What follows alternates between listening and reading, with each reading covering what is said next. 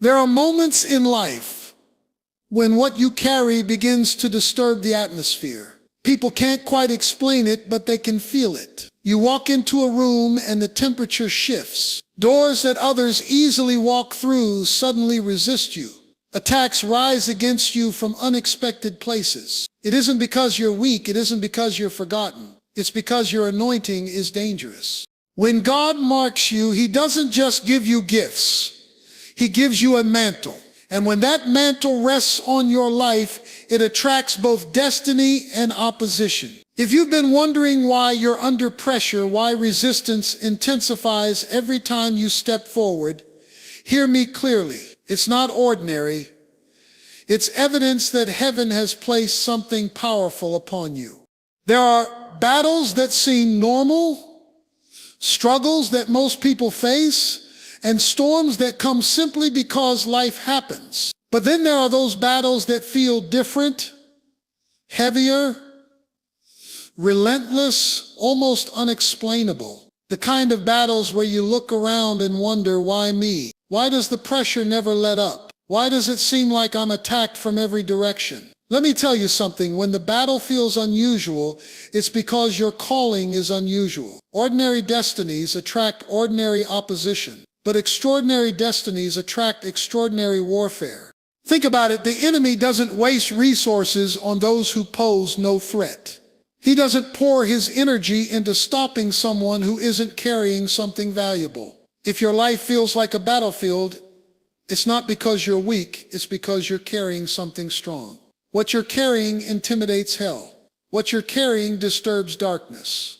What you're carrying is too dangerous to be left unchecked. That's why you've been targeted. That's why you've been misunderstood.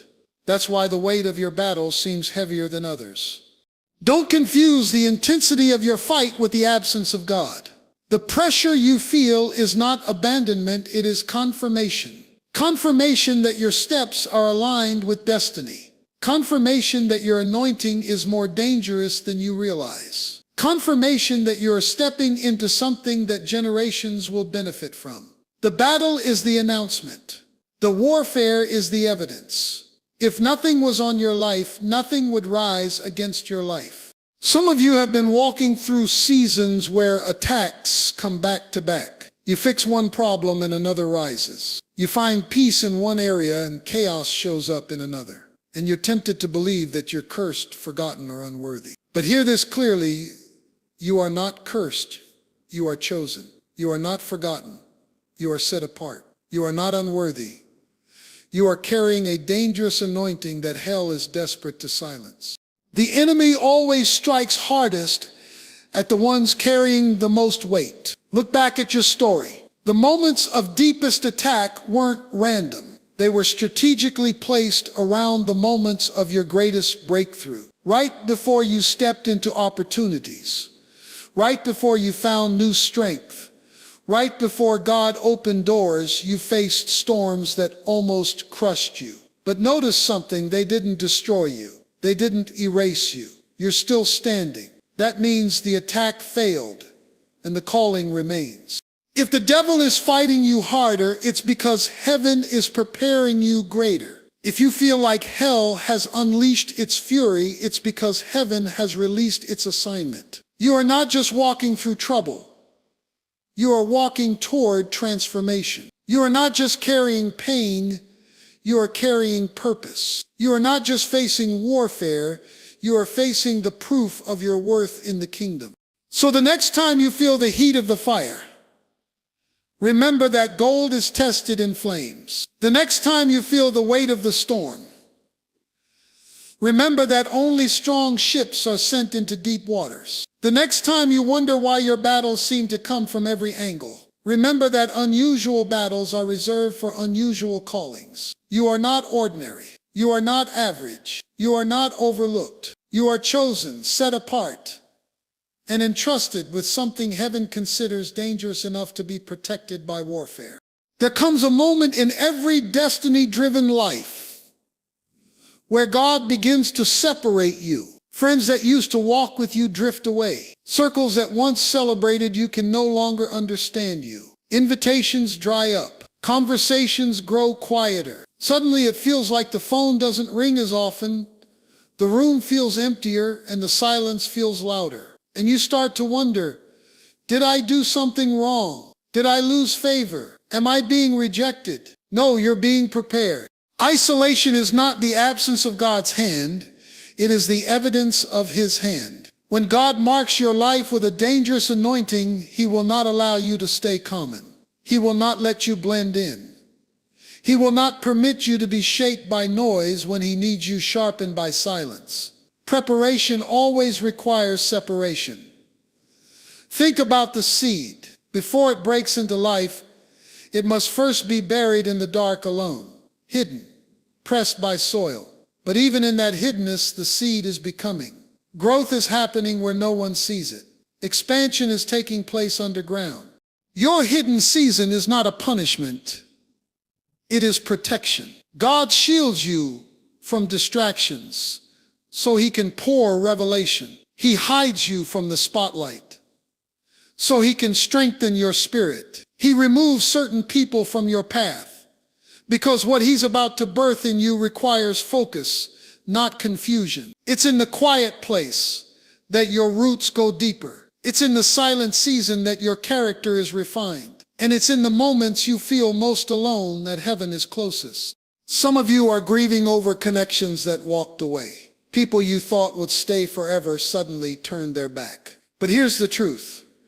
If their exit was able to stop your destiny, they would have stayed. If their voice was required for your calling, God would not have allowed it to be silenced. Their leaving is not a sign of your failure.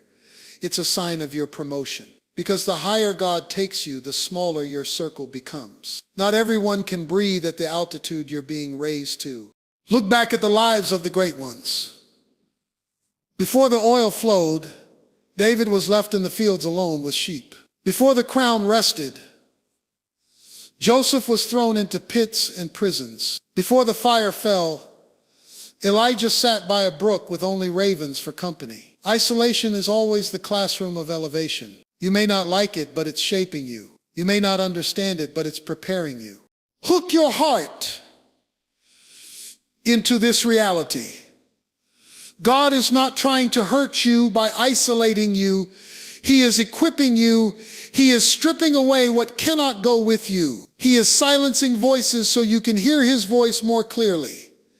He is removing distractions so you can walk with clarity. And He is setting you apart so that when He does reveal you, the weight of His glory will rest on you without compromise. So when you find yourself sitting in silence, don't assume rejection. When you notice familiar doors no longer opening, don't assume failure. When you feel alone, don't assume abandonment. That silence is sacred. That separation is holy. That stillness is strategy. God is writing on your spirit in ways that noise could never allow. And when the time comes, the version of you that emerges from isolation will not be the same as the one who entered it. There is something about your voice that carries more weight than you realize. It is not about eloquence.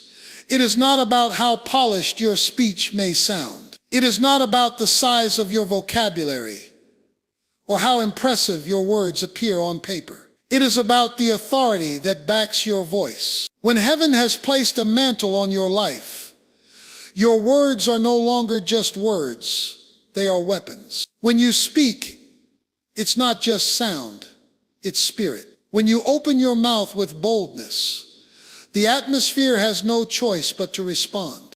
The enemy fears your voice because it is laced with power. The very thing he tries to silence in you is the very thing that carries breakthrough for others. That's why he tries to attack your confidence. That's why he tries to convince you that nobody listens. That's why he whispers lies into your spirit, telling you your words don't matter. But let me tell you the truth, your words carry weight because your anointing carries weight. The reason the enemy works overtime to silence you is because he knows your voice has the ability to shift lives, shatter strongholds, and release freedom. Think about it. The world was not formed by armies or weapons, it was formed by words. Let there be light, and light broke forth. Words are creation. Words are authority.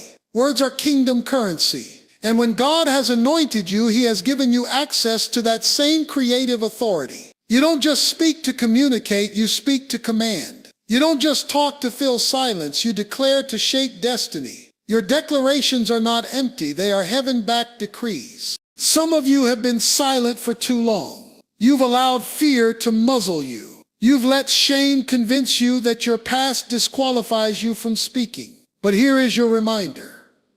Your scars do not silence you. They amplify you.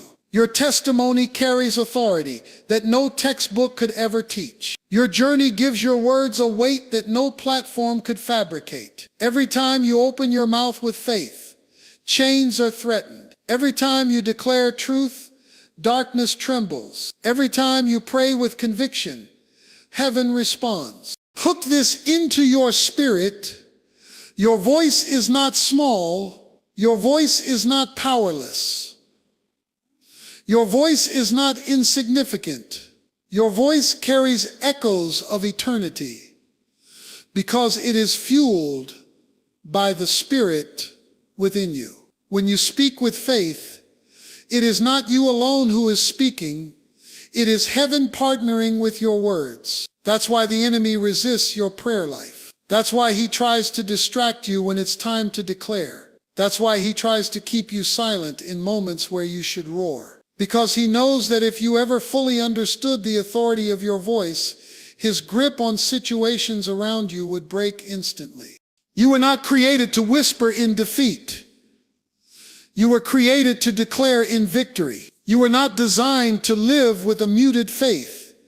You were designed to speak life into dead places. Every atmosphere you step into is waiting for your words to release alignment. Every storm you face is waiting for your declaration to command peace. Every obstacle you encounter is waiting for your voice to speak faith that shifts mountains.